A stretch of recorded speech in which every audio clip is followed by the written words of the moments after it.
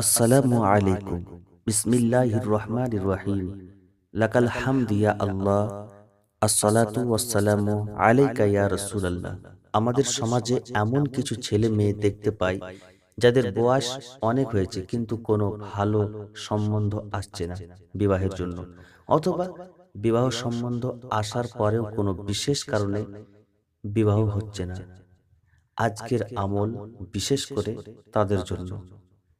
আজকের ভিডিওতে দুটি আমল নিয়ে আলোচনা করব। বিস্তারিত জানার জন্য ভিডিওটি শেষ পর্যন্ত দেখতে থাকুন।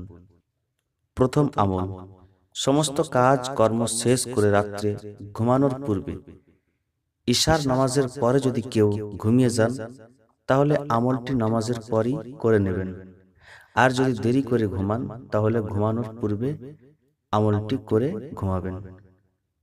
আমলটি হলো, প্রথমে 11 বার দরুদ শরীফ, তারপর 41 বার সূরা ইখলাস অর্থাৎ কুল হুয়াল্লাহু আহাদ, এই সূরাটি শেষ পর্যন্ত 41 বার পড়তে হবে।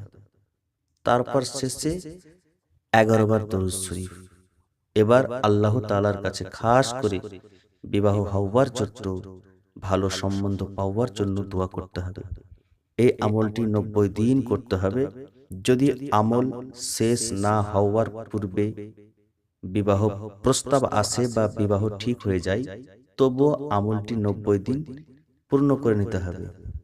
মেয়েদের ক্ষেত্রে মাসের সেই দিনগুলি পরে পূর্ণ করে নেবে।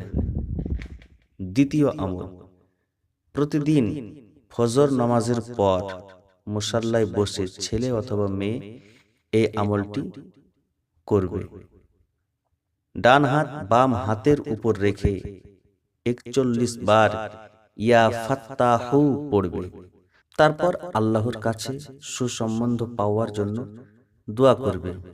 ইনশাআল্লাহ সুসম্বন্ধ লাভ করবে।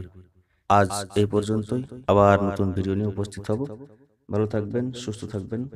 আল্লাহ হাফিজ।